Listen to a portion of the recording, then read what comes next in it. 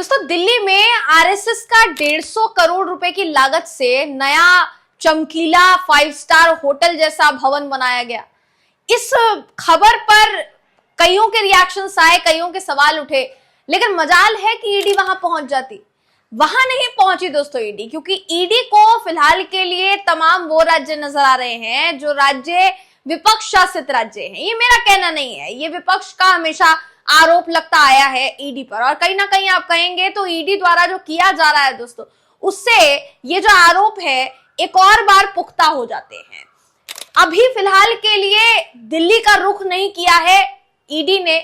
शायद हो सकता है आरएसएस भवन का जो है रास्ता पता नहीं होगा, लेकिन यही ईडी पहुंच गई दोस्तों छत्तीसगढ़ में, जहां ईडी का कहना है कि छत्तीसगढ़ में वो शराब घोटाले के मामले में जांच करने के लिए पहुंची और दबिश उसने की कांग्रेस के कार्यालय पर, जहां उसका ये कहना था कि वो जो पूरा कार्यालय बनाया गया, जो नया ऑफिस बनाया गया है, उस पैसे की जांच होनी बहुत जरूरी है। पूरा मामला क्या है समझने के लिए आपको ये पूरी वीडियो देखनी होगी, इसलिए आखिर तक इस वीडियो में मेरे साथ बने रहेगा। दोस्तों नमस्कार, मेरा नाम है जयंती झा और आप देख रहे हैं देश नीति।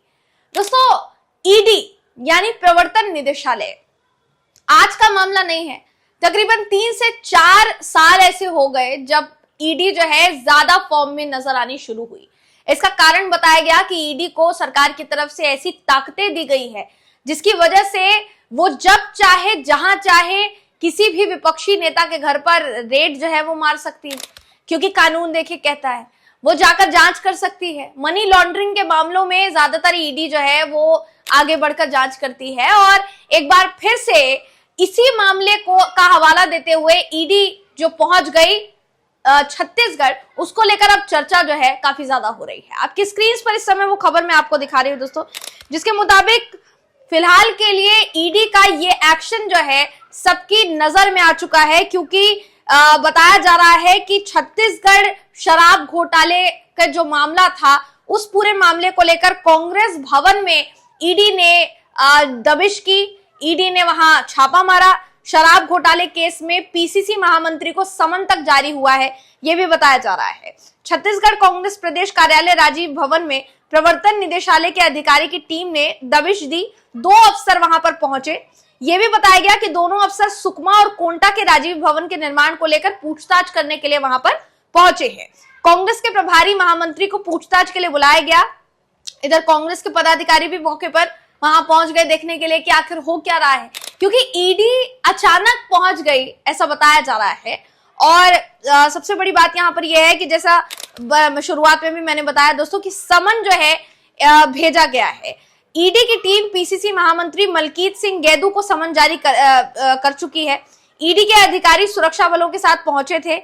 ये भी बात इसमें संज्ञान में लाई गई है कि कांग्रेस सरकार के कार्यकाल में हुए शराब घोटाले की जांच ईडी की टीम कर रही है। और ये जो पूरा मामला है दोस्तों, फिलहाल के लिए पूर्व मंत्री कवासी लखमा और शराब घोटाले से जुड़ा हुआ बताया जा रहा है। ये बात आपकी जानकारी में होगी कि फिलहाल दिल्ली में शराब घोटाले को लेकर सरकार ने बाकायदा एक कैग की रिपोर्ट जो है दोस्तों वो जारी की, और कैग की रिपोर्ट में खुलासे हुए, कैग की रिपोर्ट में दावे कई किए गए, जिसमें यह कहा गया कि अरविंद केजरीवाल की जब सरकार थी तो उनके नेतृत्व वाली सरकार में 2002 करोड़ रुपए का घोटाला जो है वो हुआ है, और नुकसान जो है वो हुआ है सरकार को, ये कहते हुए नजर आए थे। ये बात भी आपकी जानकारी में होगी कि जिस तरीके से ईडी फिलहाल के लिए छत्तीसगढ़ में फॉर्म में नजर आ रही है, बिल्कुल उसी तरीके से दिल्ली में भी कुछ समय पहले यही ईडी जो है फॉर्म में नजर आई थी दोस्तों, और कई आम आदमी पार्टी के नेता जो थे वो जेल गए थे। लेकिन सबसे बड़ी बात यहाँ पर यह भी है कि अगर आप ये कह रहे हैं कि फलाना व्यक्ति को हमने समन जारी किया है क्योंकि इस पर हमें शक है, शक की बिना पर उसको गिरफ्तार किया जाता है, काफी समय तक मीडिया ट्रायल चलता है दोस्तों, काफी समय तक उसे हिरासत में रखा जाता है, लेकिन फिर भी अगर सबूत ना मिले, फिर भी अगर सबूत जो है वो साबित ना हो, गुनाह साबित ना हो, तो फिर क्या ईडी को यह अधिकार मिलना चाहिए कि वो इस तरीके से किसी भी नेता को, चाहे वो विपक्ष का हो, वैसे तो सत्ता पक्ष के मामले में कम ईडी जो है उसकी आंख खुलती है, लेकिन अगर मान लीजिए खुल भी जाए तो कोई भी नेता हो, क्या किसी को बिना किसी पुख्ता सबूत के आप इतने दिनों तक हिरासत में रख सकते हैं या उस पर ट्रायल जो है वो चला सकते हैं। सवाल ये भी उठता है क्योंकि कहीं ना कहीं अगर कहा जाए तो बताया जाता है कि ईडी को जब केंद्र सरकार ने ताकत दी तो उसमें ईडी जांच के लिए किसी को भी लेकर जा सकती है पूछताछ के लिए।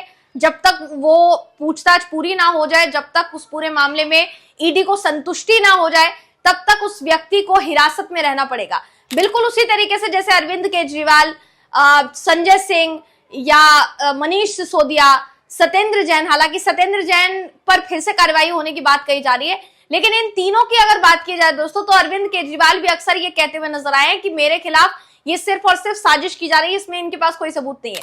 बिल्कुल इसी तरीके से कांग्रेस के भी तमाम नेता, जो छत्तीसगढ़ कांग्रेस के नेता हैं, उन्होंने खुलकर कहा है कि जब देखो जहां देखो ईडी छापा ही मारती रहती है, बिना किसी सबूत के उठाकर ले जाती है, जेल में डाल देती है और पता नहीं चलता इनके पास सबूत की पुष्टि हुई है या फिर नहीं हुई है। देखिए मलकीत सिंह गैदू है, उनकी तरफ से कहा गया है कि उन्होंने समन रिसीव कर लिया है।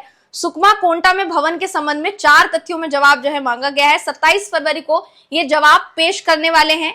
वरिष्ठ नेताओं और अधिवक्ताओं से बातचीत करके वो इसका जवाब देंगे, ऐसा भी उनका कहना है। कुल मिलाकर ये कहा जा सकता है दोस्तों कि फिलहाल के लिए ये खबर चर्चा का विषय बनी हुई है कि ईडी जो है वो छत्तीसगढ़ में कांग्रेस भवन में दबिश करने के लिए पहुंच गई। मगर इस बात पर हैरानी होती है, शुरुआत में जैसा मैंने बताया आपको ये बात पता होगी कि दिल्ली में 150 करोड़ की लागत से आरएसएस भवन का निर्माण हुआ। दोस्तों आरएसएस इकलौती ऐसी संस्था है जिसको लेकर ये कहा जाता है कि वो रजिस्टर्ड संस्था नहीं है, पंजीकृत संस्था नहीं है, लेकिन एक समाज सेवी संस्था होने के नाते वो अपना जो काम है वो कर रही है। मगर अगर कायदे से देखा जाए कोई भी संस्थागत संस्था, कोई भी ऐसी संस्था जो हमारे देश में रन हो रही है, क्या उनका रजिस्ट्रेशन सरकार के पास नहीं होना चाहिए? वही बात आरएसएस पर भी अप्लाई होती बीते दिनों नजर आई। सवाल यह भी उठा कि 150 करोड़ की लागत से अगर आरएसएस का भवन का निर्माण होता है और आरएसएस के तमाम स्वयंसेवक ये कहते हैं कि ये जितनी भी लागत लगी है ये स्वयं सेवकों ने चंदे के तौर पर दिया है, उसकी लागत से पूरे भवन का निर्माण हुआ है, आप उस पर भरोसा कर लेते हैं।